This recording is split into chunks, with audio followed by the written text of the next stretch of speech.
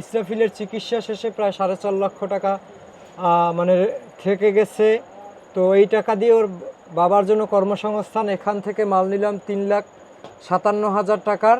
এই যে এখানে 3,57,000 টাকা এই যে মানে মালামাল আপনি কিনলেন, এ ব্যতীত আপনার বাড়িতে যে একটা অটো গাড়ি বানানো হয়েছে। আসসালামু আলাইকুম। এই মুহূর্তে আছি ইসরাফিলের বাবাকে নিয়ে তার কর্মসংস্থান করে দেওয়ার জন্য।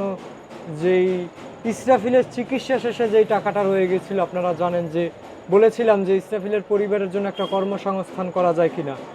তো এখন আমরা আছি নোয়াখালীর চৌমনি একটা বাজারে। তো এইখানে আসছি পাইকারি দোকান থেকে কী কী কেনা যায় ওর বাবার জন্য। আপনারা জানেন যে বলেছিলাম, অনেকে বলেছিলেন যে ইসরাফিলের বাবাকে অটো গাড়িকে যেন কিনে দেই, অনেকে বলেছিলেন যে ইসরাফিলের বাবাকে মানে বিভিন্ন পরামর্শ দিয়েছিলেন। তো ইসরাফিলের বাবাকে আমি প্রশ্ন করেছিলাম যে আপনি কোনটা ভালো পারবেন এবং আপনার মনে হয় কি কোনটা আপনি আসলে ব্যবসা বাণিজ্য করে ইসরাফিলের বোনকে নিয়ে আপনার ইসরাফিলের মাকে নিয়ে কিভাবে থাকতে পারবেন। উনি বলছে যে উনি আগে আসলে আপনারা জানেন যে উনি মানুষের বাড়িতে বাড়িতে গিয়ে ফেরি করে মালামাল বিক্রি করতো। ইসরাফিলের বাবা ইলিয়াস ভাই অনেক দিন থেকে আমার থেকে কম কম করে কিছু মাল ডাল নিয়ে চালান চোতার অভাবে সেই গ্রামে কম কম করে বিক্রি করতেন। এখন এর মাঝে দিয়ে তার ছেলে বিশাল একটা অসুস্থ, এখন আপনারা সবাই সহযোগিতা করছেন, তার ছেলে চিকিৎসা হয়েছে কিন্তু হায়াত নাই, সে ইন্তেকাল করছে। অবশিষ্টা আপনারা সবাই মিলে এই দুঃখের সহানুভূতি হয়ে তাকে একটা জীবিকা নির্বাহের জন্য আপনারা তাকে সহযোগিতা করবেন। এই সহযোগিতার জন্য তাকে একটা দোকান ধরাই দিতে চাইছিলেন, এখন পাইকারি দোকানে এসে তাকে এই যে অনেক টাকার মালটাল কিনে দেওয়া হলো, একটা দোকান প্রতিষ্ঠিত করে দেওয়া হলো। আচ্ছা, আপনি একটু আমার যদি বলতেন এবং সবার উদ্দেশ্যে যে ওর বাবা আগে আপনার কাছ থেকে যে মালামাল নিত, কত টাকার মাল নিত এবং কিভাবে? 20,000 টাকার, এই যে খুব 20,000 টাকার, 15,000 টাকার, 10,000 টাকার, অথচ তার এটা এই যে গাড়ি ভাড়া যাতায়াত খরচ অত লাভ হইতো না, তার জীবনটা খুবই কষ্টের হয়ে যায়। উনি কিস্তি টিস্তি উঠায় আনতো গ্রাম থেকে, এভাবে চলাফেরা করতো কিস্তির মাধ্যমে উঠাইতো, কিস্তির মাধ্যমে উঠে তারপর আমি বাকি দিতাম না। আপনার থেকে মাল নিত, আমার থেকে 20,000, 10,000, 15,000 এই। আচ্ছা, কিভাবে? তো এখন আপনার দোকান থেকে কত টাকার মূল মোট টোটালি মালামাল নিচ্ছে? 3,57,000 টাকা। 3,57,000 টাকা। তো আপনি যদি আমরা একটু বলতেন যে আসলে কি কি মাল আপনি দিচ্ছেন, মানে এর মধ্যে উনার এই যে ফাইকে গ্রামে বিক্রি করার মতো অনেক মাল দিয়েছি, বালতি, গামলা, জগ, টুল, মগ, গোসলের মগ। এরপর উনার দোকানে বসে কুকারে জাইজিন, চেয়ার, টেবিল, ওয়ার্ড্রপ, এই যে আপনার এভরিথিং অনেক মাল দিয়েছি। আচ্ছা, এই আপনার যে 3,57,000 টাকা, তো এটা সব এরপরে খেলনা দিয়েছি, এরপর স্টিলের মাল দিয়েছি, সিলভার দিয়েছি, অনেক কিছু দিয়েছি, সব স্লিপও তাকে হস্তান্তর করা হয়েছে। আচ্ছা, এই উনি যদি ভালোভাবে ব্যবসাটা পরিচালনা করতে পারেন, আশা করি যদি উনি ব্যবসা পরিচালনা করতে পারেন, আল্লাহ পাক এই একটা বিশাল আপনাদের সহযোগিতার দ্বারাই ওর ভাগ্য অবশ্যই পরিবর্তন হওয়ার কথা, অবশ্যই পরিবর্তন হবে। এই ধরেন এই যে 3,57,000 টাকার এই মালামাল নিচ্ছে, যদি কিছু মনে না করতেন, এইটা থেকে উনি কত টাকা বিক্রি করে বের করতে পারবেন? যদি আপনার 3,57,000 টাকা প্রতি মাসে যদি সে পার মান্থে 5,000 টাকাও বিক্রি করে, তাতে উনার যদি 10% হারও বিক্রি হয়, তাতেও এই যে 5,000 টাকা 10%-এ আপনার দেখা গেছে যে 15-16,000 টাকা, কত হয়? 1,500 টাকা, 2,000 টাকা প্রতিদিন তার ইনকাম হবে। প্রত্যেকদিন যদি একবার সর্বনিম্ন তার 1,000-2,000 টাকার ইনকাম হবে। প্রত্যেকদিন যদি 5,000-6,000 টাকার বিক্রি করে 2,000 টাকা প্রফিট থাকবে। 10% তার অনিবার্য থাকবে, কম পারাম কোনো ভুল নেই। আচ্ছা, তো তার উপরে থাকবে, অনেক মাল আছে 20%ও থাকবে। আচ্ছা, এখন আপনার যে বিল হয়েছে 3,57,000 না? 3,57,000। আচ্ছা, 3,57,719। কৃতজ্ঞতা ফারজানা আপুর উপরে, কারণ উনি অনেকগুলো টাকা দিচ্ছে, 56,000 এবং 89,000 টাকা দিচ্ছে। তারপরে আপনার বাচ্চা মারা যাওয়ার পরে আবার 76,000 টাকা দিচ্ছে।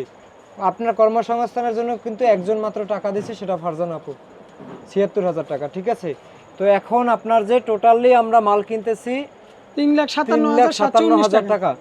ঠিক আছে, তো এই টাকাটা আপনি ওনার কাছে বুঝাই দেন এবং রিসিপ্টগুলো যদি আমার একটু দিতেন। আপনারা দেখেন যে এখানে আসলে প্রত্যেকটা জিনিসের লিস্ট লেখা আছে।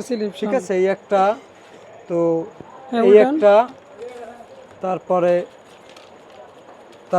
এই একটা, আপনারা যদি দেখেন, তারপরে এই একটা, তো এইটা যদি কমপ্লিট করি, এরপরে হুজুর এইটা ধরেন, এরপরে এই একটা লিস্ট আছে, এই একটা, তারপরে এই একটা, আরও আছে একটা, এই যে একটা লিস্ট, এই যে একটা, আবার এই একটা, আরো আছে। তো আরও আছে দুইটা দোকানে।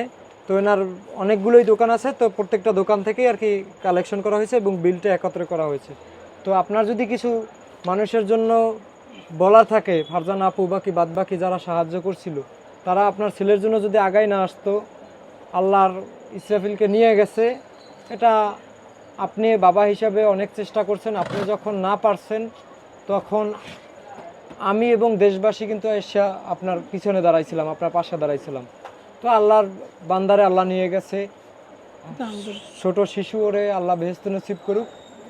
এখন হলো এই টাকাটা আমি মনে করি আপনার, যে আমি জানি না আপনি কতটুকু খোঁজ খবর রাখতে পারবো, কিন্তু এই যে 3 লাখ টাকায় এই যে কর্মসংস্থানের, আপনি ওই যে হুজুর বললো যে আপনি আগে 20,000 10,000 টাকার মালামাল সবসময় নিতেন, ওইটা নিয়ে বিক্রি করতেন।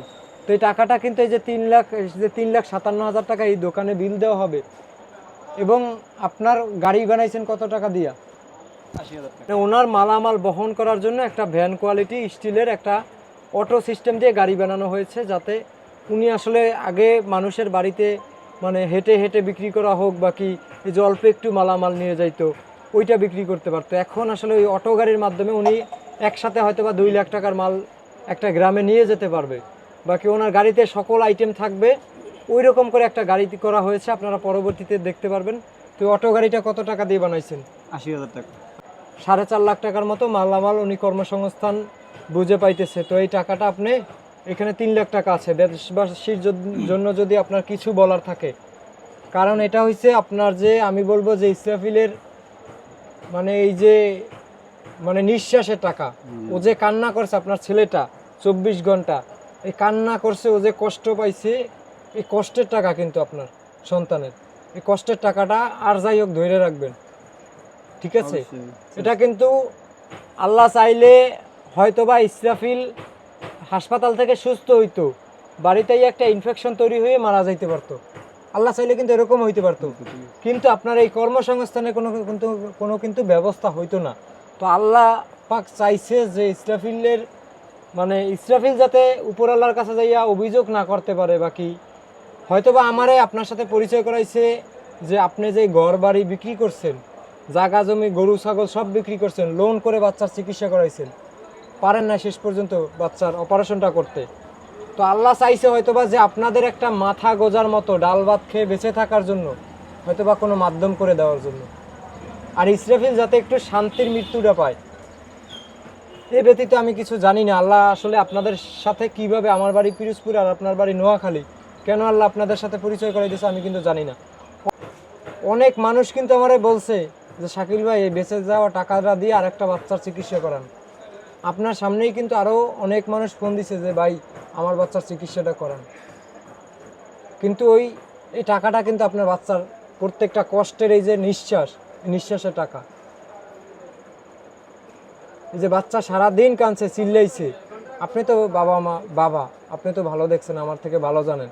দেশবাসী ভিডিওর মধ্যে যেটা দেখে কষ্ট পাইছে, আর আপনার তো 24 ঘন্টা একটা বছর কষ্ট করতে হয়েছে, আপনার বাচ্চার পরিশ্রমের টাকা, বুঝছেন? যদি বলতে যাই আপনার বাচ্চার পরিশ্রমের টাকা, তো এখন আল্লাহ সুযোগ দিচ্ছে, আমি কিসের জন্য দিচ্ছে আমি নিজেও জানি না, ঠিক আছে? তো এই টাকা দিয়ে আপনি কর্মসংস্থান বুঝে পাইতেছেন। এখন কর্মসংস্থান দিয়ে আপনার ছোট মেয়েটারে মানুষের মতো মানুষ করেন, আপনার ডাল ভাত খেয়ে একটা ছাদের নিচে যাতে থাকতে পারেন। সারা এই যে ইসরাফিল যে অবহেলাটা পাইছে, এই অবহেলাটা যেন আর কোনো দিন না পান, ঠিক আছে? তো এর জন্য আপনার যে মানুষের পক্ষ থেকে যেটা পেয়েছেন সেটা হয়তো আপনার রক্তের লোকের থেকেও পান নাই। না, ওটা আমার লোকের কাছে ওটা হয় না। আজকাল ভাই ভাইয়ের জমি মাইরা খায়, ভাই বাইরে 500 টাকা দিতে চায় না, সেখানে আপনার বাচ্চার জন্য মানুষ 9 লাখ 9.5 লাখ প্রায় টাকা দিল চিকিৎসার জন্য টোটালি। তো এটা কিন্তু অনেক বড় একটা জিনিস।